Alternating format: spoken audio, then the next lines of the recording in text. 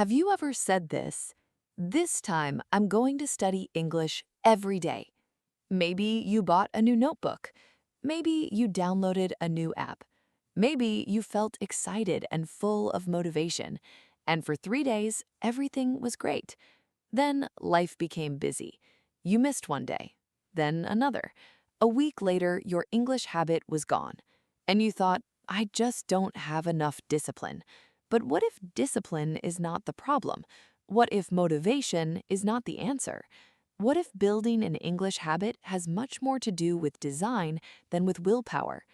My name is Emma, and this is Train Your English Brain. I want to tell you about a student named Daniel. Every January, Daniel made the same promise. This year, I will improve my English. He bought books, he made schedules, he wrote big goals.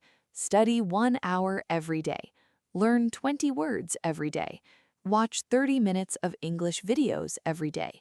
And every year, the same thing happened. He stopped after a few weeks. One day he said to me, Emma, I think I'm just lazy. I said, I don't think you're lazy at all. I asked him a question. When do you study English?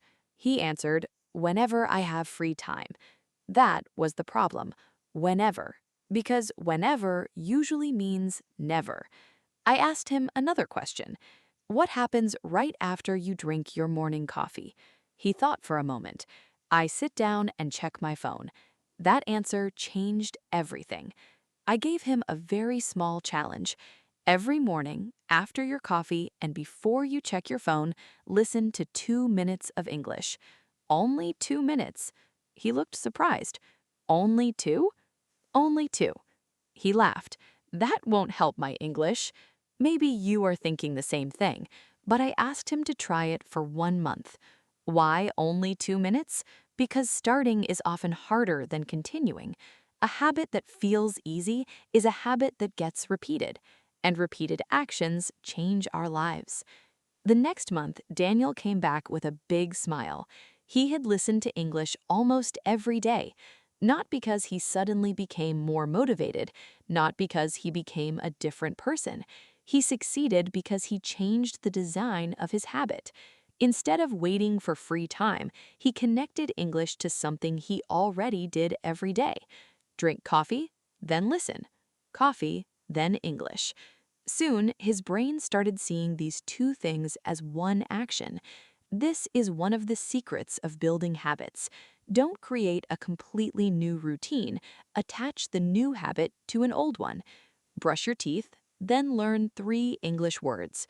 Eat lunch, then listen to a short podcast. Get on the bus, then play an English video.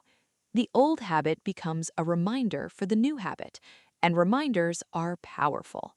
I think many people fail because they make habits too difficult. They say, I will study for 2 hours every day.